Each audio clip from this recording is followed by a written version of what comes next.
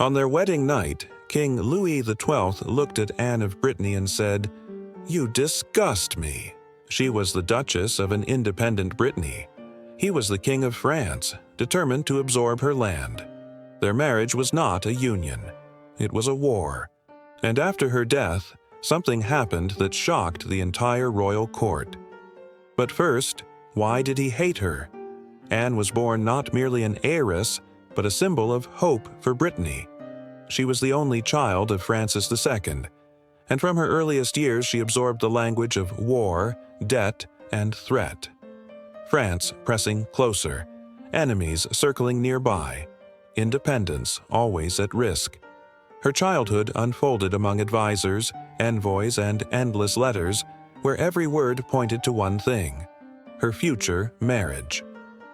Anne grew up knowing this truth. Her hand was politics. Her life, a shield, standing between Brittany and total absorption. She was too young to fully grasp the weight, but too intelligent not to feel it. When she was 9, her father brought her to a council meeting. The advisors argued about whether Anne should be promised to a French prince. One of them said, "She's just a child. We'll decide." Anne stood up and spoke clearly, without hesitation. "Brittany is mine. I will decide." The room fell silent. Her father smiled. The advisors exchanged quiet glances. From that day on, no one again called Anne just a child.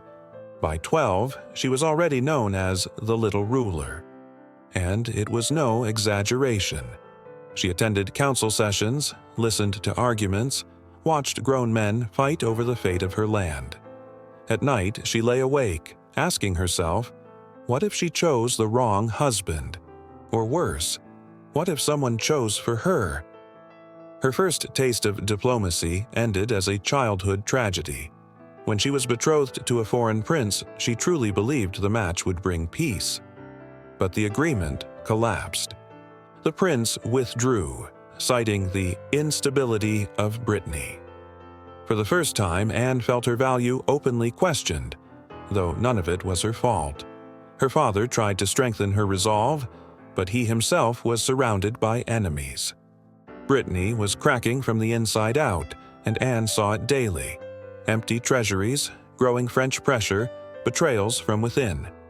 All of it shaped her character, the same character that would one day terrify Louis XII. She learned not to smile, but to listen. Not to hope, but to calculate. Not to ask, but to demand. When her father died, Anne became ruler in a single instant. A teenager who should have been dancing at balls now faced an army ready to consume her home. She held the line as long as she could, signed agreements, sent envoys, searched for loopholes, and understood one brutal truth. Her only real protection was marriage. Not love, not choice, necessity. As the French army moved steadily toward Brittany's borders, Anne understood that resistance was no longer enough. After a long chain of defeats, after political dead ends, she faced a choice that would decide the fate of her people. Marriage to King Charles VIII seemed like the only way to keep Brittany alive. This was not romance, it was calculation, a transaction between two powers, each trying to take more than it gave. Charles was young, politically malleable. To him, Anne was less a woman, more a solution. The final step in securing French control over a land that had resisted for decades. Anne saw the marriage very differently, as damage control, as a way to preserve at least fragments of autonomy. Despite Charles's emotional distance, she may have hoped that time would soften reality, that the union might become neutral, if never happy. But history chose otherwise. Charles died, suddenly and without warning. Once again, Anne's world collapsed. She was now the widow of a French king, yet still Brittany's sovereign ruler. Intrigue circled immediately. France could not afford to let Brittany slip away. Across Europe, dynasties saw an opening, a chance to pry territory from French influence. And then another figure stepped forward. Louis of Orléans, the future Louis XII. Historians noted that Louis XII resembled his predecessor, Charles VIII, not by coincidence, but by blood. Both men descended from the House of Valois, distant cousins, shaped by the same dynasty, the same court, and the same ideal of royal portraiture. He had long viewed the French throne as rightfully his, and he understood one thing clearly: marrying Anne was the key to securing his power. But before that, he had to remove a problem: his own wife, a woman he treated as an inconvenience, a mere formality blocking his ambition. What followed was a long, brutal process. Pressure on the church, whispers of an unhappy marriage, political maneuvering reaching all the way to Rome. In the end, the marriage was annulled. Louis got what he wanted, and Anne saw the warning. Here was a man willing to destroy a bond the moment it blocked his path. After Charles's death, Anne's position became dangerously unstable. On one side, a respected queen widow; on the other, a young woman, once again reduced to a bargaining chip in high politics. Louis arrived soon after his coronation. Soft words, promises of autonomy, assurances of respect for Brittany. Everything sounded too smooth, but Anne had no real choice. Refusal meant war, consent meant a chance, however thin, at peace. She was brought to Amboise as queen, yet even before the wedding, she sensed the court's distrust. The French nobility saw her as an outsider, a woman capable of shifting Europe's balance of power at any moment. Whispers followed her through the halls: too independent, too intelligent, too proud to be an obedient queen. And it was this gap between what Louis expected and who Anne truly was that cracked their union before it even began. He wanted a quiet, flexible consort, a decorative presence at court. Instead, he married a political force, hardened by struggle, trained in survival. That collision ignited on their very first night, and turned a royal marriage into a confrontation between two unyielding wills, neither prepared to step back. Anne was led into the royal chambers. Louis entered later, tense, silent. She tried to speak about Brittany, about the future of their alliance. He cut her off with a gesture. "I married you because I had to, not because of you." Anne fell silent, but something in him broke loose and he continued, cold, deliberate. "You disgust me." The words hung in the air. Not a shout, not anger, calculated contempt. Anne did not cry, did not defend herself. She straightened her back and said simply, "I am not here for you. I am here for Brittany." That night, the king slept elsewhere, and Anne understood. Their marriage was a war that had only just begun. From the very first weeks of their marriage, Anne understood she was not in an alliance. She was in a trap. Louis XII, who spoke so fluently of peace and mutual respect, was privately sharp-tongued, volatile, and painfully sensitive about status. Anything that reminded him that Anne had entered this court not as decoration, but as the ruling Duchess of Brittany, deeply infuriated him. The first humiliations came quietly. He avoided her at public dinners, spoke to her only rarely, allowed himself cutting remarks in front of servants. Anne, trained never to show weakness, pretended not to notice. But the court noticed. They saw her spending more time alone, closing her doors softly, as if afraid even footsteps might betray vulnerability. Louis did not forgive strength, and her strength was exactly what fueled each new turn of conflict. Court records from those years are filled with hints, but the theme is always the same. The king was constantly tense around Anne. Her composure, her intelligence, her unbending dignity. All of it irritated him more deeply than any diplomatic dispute. She did not try to charm him, did not seek approval, did not perform weakness. That is why, on that first night, he had said, "You disgust me." It was not emotion. It was an attempt to break her. After the wedding, Louis made a move Anne did not expect. Almost immediately, he demanded she sign documents that stripped Brittany of its key rights. It was a direct strike, meant to establish dominance from day one. Anne refused, and that single refusal ignited a silent war between them, unseen by the public, yet visible in every glance, every carefully chosen word. From that moment on, every conversation became a battlefield. He insisted on absolute control. She insisted Brittany would not become a French toy. Anne answered his demands with legal texts, ancient treaties, customs, and rights. Louis answered with insults, with attacks on her character, different weapons, the same damage. Quietly, Anne began corresponding with several European houses. Her letters were careful, measured, never reckless. They carried hints that after Louis's death, Brittany might reclaim full freedom. She was not theorizing, she was preparing. This was diplomacy, but also something sharper. A long game designed to land a blow that would one day change the kingdom's fate. While this game unfolded in shadow, another pressure filled her chambers, near daily psychological force. Louis criticized her clothing, her habits, even the way she walked. He called her too severe, said she did not know her place. Some courtiers recorded even harsher words, phrases never repeated aloud. But the more he pressed, the stronger her resolve became. Here lies the core of their story. The king tried to reduce her, and she only grew taller, holding dignity where most would have broken. And it was here, inside this frozen marriage, that the future tragedy began to take shape.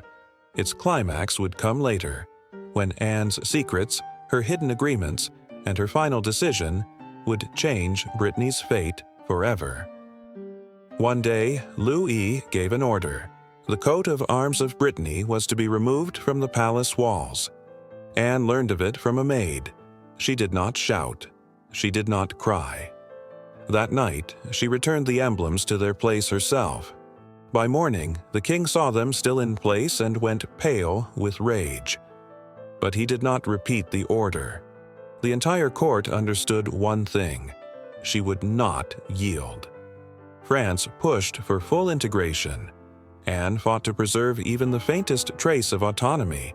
Every document, every audience, every decision became a contest, where one wrong step could alter both their destinies. Louis grew increasingly volatile. His rule bent under wars, mounting debts, and the need to restrain restless nobles.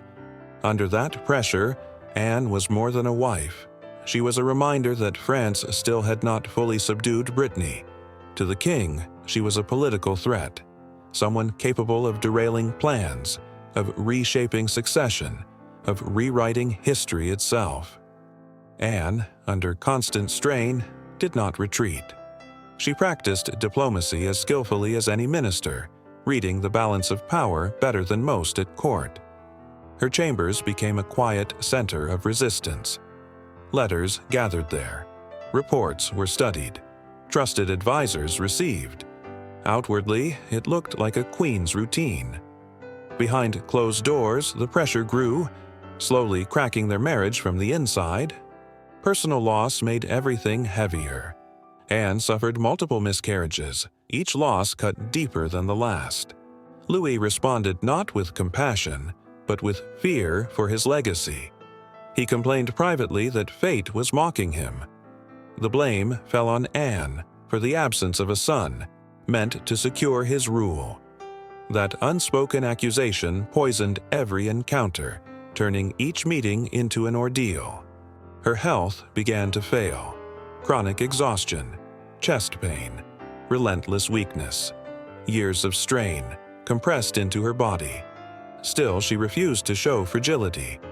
Even on her worst days, her voice remained steady, her gaze direct, her work uninterrupted.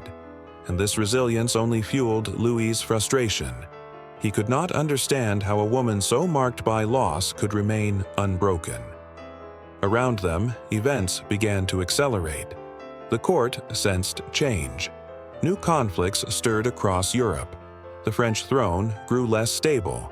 and Brittany's future, once again, hung in the balance. Anne understood. A moment was approaching when a single decision of hers would determine not only her fate, but her homeland's. She prepared for it, quietly, patiently, almost invisibly. But what came next would go beyond politics. It would be a step that would enter history, the final result of her long, hidden war. When Anne's strength began to fade, the court sensed it before she did herself. Her chambers grew noticeably quieter. Meetings became shorter. Letters were written with fewer words. But beneath that outward exhaustion stood a final, focused resolve. Anne was preparing for the most decisive step of her life, one she had planned for years. She understood one thing with absolute clarity. If she died without clear instructions, Brittany itself would be lost. France would absorb it completely, just as Louis had always intended. Everything she had ever fought for would turn to dust. So in her final months, she moved carefully, but never with hesitation. First, she reviewed every existing treaty. She summoned trusted jurists. She checked every clause, every single word. Then she wrote her will. Not a private document, but a deliberate political statement, given full legal force. Anne declared her daughter, Claude, the rightful heir to Brittany. She specified that the duchy must remain in the hands of the child, not seized by French courtiers or royal favorites. This was the outcome of years of silent preparation, of secret correspondence, of patience disguised as submission. This was her quietest plan, and her strongest. Anne knew that France's influence after her death would be immense. Every decision could be challenged, every clause contested. So she bound her instructions so tightly that breaking them would ignite conflict among Europe's dynasties. Even a king could not easily defy her final will. When Anne died in January 1514, the court entered formal mourning. Louis XII did not come to say goodbye. Some claimed he was devastated, that he felt betrayed by fate. The truth was far simpler and far colder. He understood. Anne had won her final battle. During preparations to transport her body, something was discovered that shocked the court. Her heart had been placed separately, sealed inside a golden reliquary, engraved with the symbols of Brittany. This was done by her command. The vessel was sent home, to Nantes. This was not tradition. It was a statement, a declaration of return to the place where her power began. Even in death, Anne did what she had never allowed herself in life. She reminded France openly, without fear, that her heart belonged not to the king, not to the court, not to the crown, but to Brittany. When the ceremonies were finally over and the candles in the great cathedrals burned out, Anne's legacy seemed set. She would be remembered as a queen who spent her life defending her land. But time added one final note to their story. A year after her death, Louis was asked about the marriage, about the queen he had so often humiliated. He turned toward the window. He remained silent for a long moment. Then he said, almost in a whisper, "She was too proud, and I was afraid of that." It was his last true confession. He did not fear her origin, not her title, not her land. He feared her strength, the strength that allowed her to endure loss after loss and still never break. Anne was gone, but the heart that returned to Brittany became a symbol of a woman who managed to win, even after death. So who won this war, the king or the queen? Write your answer in the comments.